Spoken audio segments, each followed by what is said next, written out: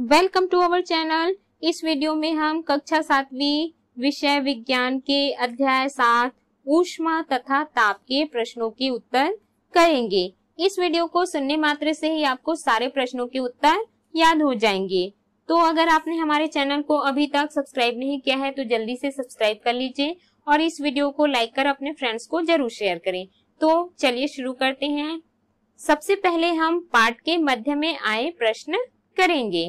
सबसे पहला प्रश्न है, यदि किसी वस्तु को छूने पर वह ठंडी प्रतीत होती है तो हाथ और वस्तु के बीच ऊष्मा के प्रवाह की दिशा बताइए। इसका उत्तर है, क्योंकि ऊष्मीय प्रसार अर्थात ऊष्मा का प्रवाह हमेशा गर्म वस्तुओं से ठंडी वस्तुओं की ओर होती है, अतः किसी वस्तु को छूने पर वह ठंडी प्रतीत होती है तो ऊष्मा का प्रवाह हाथ से वस्तु की दिशा में होगा।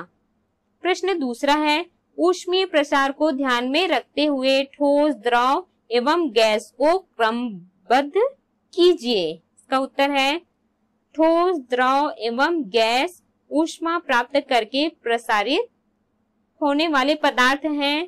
ठोस में ऊष्मीय प्रसार सबसे कम होता है, द्रव में ऊष्मीय प्रसार अपेक्षाकृत अधिक तथा गैसों में ऊष्मीय प्रसार सबसे अधिक होता है। ऊष्मीय प्रसार का बढ़ते क्रम निम्नवत है, ठोस, द्रव और गैस। अगला है प्रश्न तीसरा, कांच की बोतल का ढक्कन कस जाने पर उसे खोलने का उपाय कारण सहित बताइए। इसका उत्तर है, कांच की बोतल का ढक्कन कस जाने पर सर्वप्रथम बोतल को उलटकर उसके ढक्कन डॉट को गर्म पानी में डुबाए जाने से बोतल के ढक्कन में ऊष्मीय प्रसार के कारण ढक्कन का कसाव ढीला होकर खुल जाता है। अगला है प्रश्न चौथा, धूप में रखी साइकिल के ट्यूब के फटने की संभावना रहती है, कारण सहित उत्तर लिखिए। इसका उत्तर है, साइकिल का ट्यूब रबर का बना होता है जिसके अंदर हवा भरी होती है। गर्मी पाकर रबर की अपेक्षा हवा में प्रसार होने से फैलने लगती है, अतः दाब बढ़ने से ट्यूब के फटने की संभावना होती है। अगला है, इनके उत्तर दीजिए के प्रश्न। प्रश्न पहला है, किसी पदार्थ का पिघलना और जमना हिमीकरण एक ही ताप पर क्यों होता है। इसका उत्तर है, किसी ठोस पदार्थ को उसके गलनांक पर ऊष्मा देने पर वह द्रव रूप में परिवर्तित हो जाता है, जबकि उसी द्रव में उसी ताप पर उतनी ही ऊष्मा निकाल लेने पर वह ठोस बन जाता है। इसी कारण किसी पदार्थ का पिघलना और जमना एक ही ताप पर होता है। अगला है प्रश्न दूसरा, टीका लगाने के पूर्व डॉक्टर आपकी त्वचा पर स्प्रिट लगाते हैं, आपको उस स्थान पर ठंडक क्यों महसूस होती है। इसका उत्तर है, जब डॉक्टर आपकी त्वचा पर स्प्रिट लगाता है तो स्प्रिट को वाष्पित करने के लिए शरीर से ऊष्मा ली जाती है, जिससे स्प्रिट तेजी से वाष्पित होने लगती है और हमें ठंडक महसूस होती है। अतः टीका लगाने के पूर्व डॉक्टर आपकी त्वचा पर स्पिरिट लगाते हैं। अगला है प्रश्न तीसरा, गर्मियों में चिकनी काली मिट्टी के घड़े में पानी ठंडा नहीं होता, जबकि लाल मिट्टी के छोटे छोटे छिद्र युक्त घड़े में पानी ठंडा हो जाता है, क्यों। इसका उत्तर है, लाल मिट्टी के घड़े में असंख्य छोटे छोटे छिद्र पाए जाते हैं जिसमें से पानी वाष्पित होकर बाहर निकलता है, जिससे घड़े के पानी का तापक्रम लगातार कम होता जाता है। वाष्पन क्रिया जितनी अधिक होगी पानी उतना ही ठंडा होते जाता है। क्योंकि चिकनी काली मिट्टी के घड़े में छिद्र न होने से यह क्रिया नहीं होती, इसलिए गर्मियों में पानी चिकनी काली मिट्टी के घड़े की अपेक्षा लाल मिट्टी के छिद्र युक्त घड़े में अधिक ठंडा होता है। अगला है प्रश्न चौथा, दूध को फटने से बचाने के लिए गर्मियों में उसे कई बार गर्म करना पड़ता है, या रेफ्रिजरेटर में रखना पड़ता है, क्यों? इसका उत्तर है गर्मियों में दूध और अन्य भोज्य सामग्री जल्दी खराब हो जाती है। इन्हें खराब करने वाले जीवाणु 30 अंश सेल्सियस से 45 अंश सेल्सियस पर अधिक सक्रिय हो जाते हैं और उसे खराब कर देते हैं, जिससे इन पदार्थों को 60 अंश सेल्सियस या उससे अधिक ताप पर गर्म करते हैं। परिणाम स्वरूप जीवाणु मर जाते हैं। इसलिए गर्मियों में दूध को खराब होने से बचाने के लिए बार बार उबालने की आवश्यकता होती है अथवा रेफ्रिजरेटर में न्यून ताप पर रखा जाता है। अगला इनके उत्तर दीजिए के प्रश्न है। प्रश्न पहला, कैलोरी और किलो कैलोरी की परिभाषा दीजिए एवं दोनों में संबंध बताइए। इसका उत्तर है कैलोरी की परिभाषा, एक कैलोरी ऊष्मा का वह परिमाण है जो 1 ग्राम जल के ताप में 1 अंश सेल्सियस की वृद्धि कर दे। इसलिए 1 कैलोरी बराबर 4.186 जूल। किलो कैलोरी की परिभाषा है, 1 किलो कैलोरी वह ऊष्मा है जो 1 किलोग्राम जल का ताप 1 अंश सेल्सियस बढ़ाने के लिए आवश्यक है। इसका संबंध है कैलोरी और किलो कैलोरी में संबंध है 1000 कैलोरी बराबर 1 किलो कैलोरी। प्रश्न दूसरा है, किसी वस्तु को किसी निश्चित ताप तक गर्म करने के लिए आवश्यक ऊष्मा किन कारकों पर निर्भर करती है? इसका उत्तर है किसी वस्तु को गर्म करने के लिए निम्नलिखित 3 कारकों पर निर्भर करती है। पहला है वस्तु के द्रव्यमान पर, दूसरा ताप वृद्धि पर, तीसरा वस्तु के पदार्थ की प्रकृति पर। प्रश्न तीसरा है, पारे को तापमापक द्रव के रूप में सबसे उपयुक्त माना जाता है, क्यों? इसका उत्तर है पारे को तापमापक द्रव के रूप में सबसे उपयुक्त माना जाता है क्योंकि पहला है पारा एक चमकीला व अपारदर्शी द्रव है, दूसरा यह कांच की दीवारों से चिपकता नहीं है, तीसरा यह अधिक ताप परास हिमांक -39 अंश सेल्सियस और क्वथनांक 357 अंश सेल्सियस के लिए द्रव रूप में रहता है। चौथा, इसका प्रसार लगभग सभी तापों पर एक समान रहता है। अगला है अभ्यास के प्रश्नों के उत्तर। इसमें सबसे पहला प्रश्न है, सही विकल्प चुनकर लिखिए। पहला है, गर्म करने पर वस्तु का प्रसार निर्भर करता है, तो इसका सही उत्तर है उपर्युक्त सभी पर। दूसरा है, 10 कैलोरी ऊष्मा से 2 ग्राम जल के ताप में वृद्धि होगी, तो इसका उत्तर है 10 अंश सेल्सियस। तीसरा है, किसी पदार्थ पर अवशोषित ऊष्मा का परिमाण निर्भर करता है, तो इसका उत्तर है उपर्युक्त सभी पर। चौथा है, 1 ग्राम जल के ताप में 1 अंश सेल्सियस की वृद्धि करने के लिए आवश्यक ऊष्मा है, तो इसका उत्तर है 1 किलो जूल। प्रश्न 5वां है, निम्नलिखित में से कौन सा मात्रक ऊष्मा मापन के लिए प्रयुक्त नहीं होता? तो इसका उत्तर है अंश सेल्सियस। प्रश्न दूसरा है, रिक्त स्थानों की पूर्ति कीजिए। क, स्तनधारी कोशिकाओं की वृद्धि, तो यहाँ खाली स्थान में आ जाएगा 37 अंश सेल्सियस पर होती है। ख है, सेकने के लिए बोतलों में गर्म जल भरा जाता है क्योंकि जल की, यहाँ खाली स्थान में आ जाएगा, विशिष्ट ऊष्मा धारिता अधिक है। ग है, पारे का प्रसार सभी तापों पर लगभग समान होता है, इसलिए इसे यहाँ पर आ जाएगा खाली स्थान में थर्मामीटर तापमापी में उपयोग में लाया जाता है। घ है 1 कैलोरी ऊष्मा 4.186 जूल के तुल्य होती है। अंग है जल का क्वथनांक 100 अंश सेल्सियस होता है। अगला है प्रश्न तीसरा, कारण सहित उत्तर दीजिए।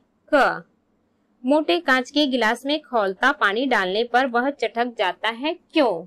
इसका उत्तर है, जब मोटे कांच के गिलास में खौलता हुआ पानी डाला जाता है तब गिलास कांच से निर्मित होता है वह चटक जाता है, क्योंकि ऊष्मीय प्रसार होता है जिससे गिलास की भीतरी सतह का प्रसार बाहर की तुलना में अधिक हो जाता है। ख है, गर्मी के दिनों में हम पानी को ठंडा करने के लिए उसे धातु के घड़े में न रखकर लाल मिट्टी के घड़े में रखते हैं, क्यों? इसका उत्तर है, लाल मिट्टी के घड़े में बहुत छोटे छोटे छिद्र पाए जाते हैं जिसमें से पानी वाष्पीकृत होकर छोटे छोटे छिद्र से बाहर निकलती है। इस पानी को वाष्पित करने के लिए आवश्यक ऊष्मा घड़े के जल से ली जाती है, जिससे घड़े में पानी का तापक्रम लगातार कम होता जाता है। घड़े में जितनी अधिक वाष्पीकरण क्रिया होगी पानी उतना ही अधिक ठंडा होगा, जबकि धातु के घड़े में छिद्र न होने के कारण धातु के घड़े का पानी ठंडा नहीं हो पाता। अतः गर्मी के दिनों में लाल मिट्टी के घड़े का उपयोग किया जाता है।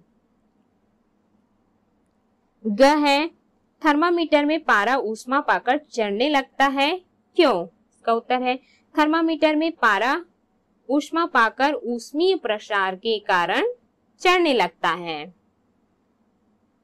अगला प्रश्न है, पसीना आने पर हवा लगने से ठंडक महसूस होती है, क्यों? इसका उत्तर है, हमारे शरीर के बाह्य भाग त्वचा में असंख्य छोटे छोटे छिद्र होते हैं जिसमें छोटे छोटे बाल उगे हुए हैं।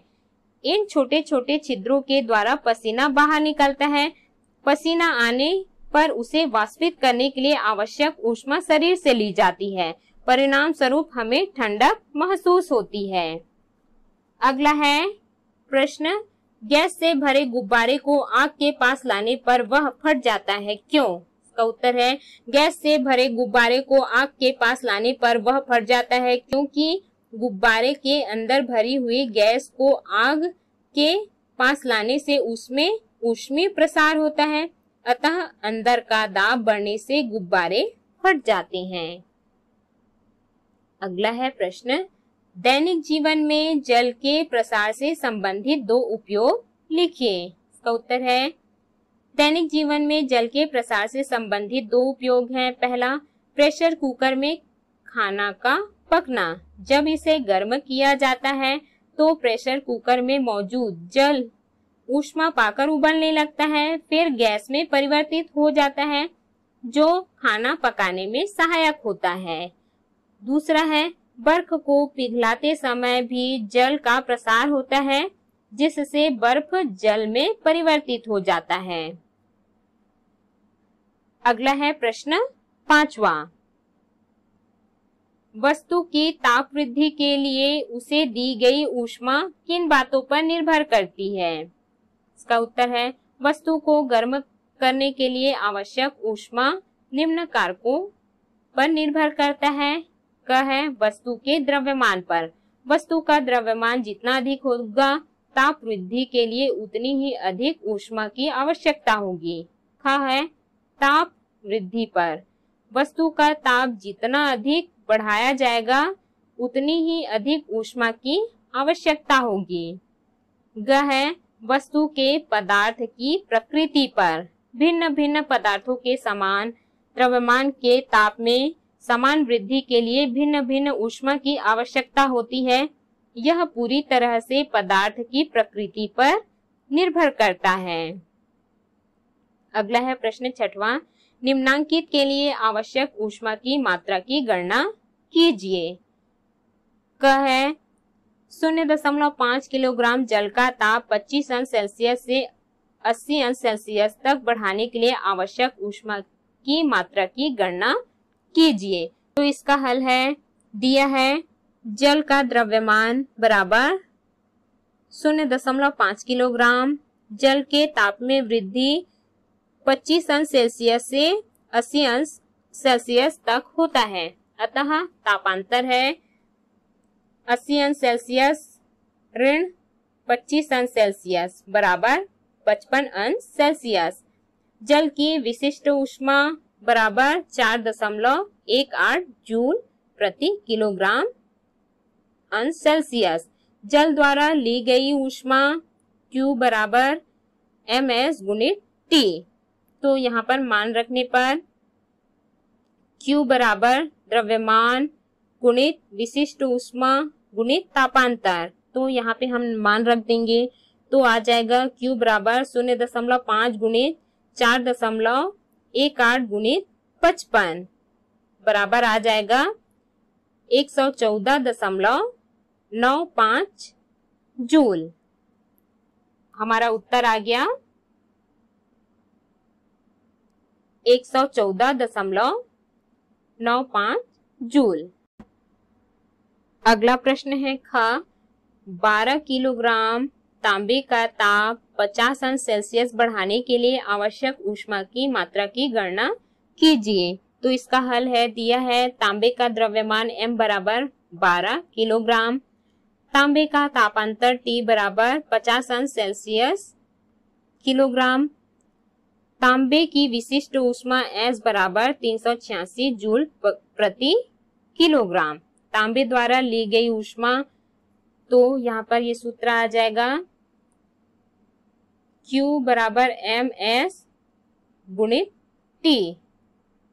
तो यहाँ पर मान रखने पर आ जाएगा 12 गुणित 386 गुणित 50 बराबर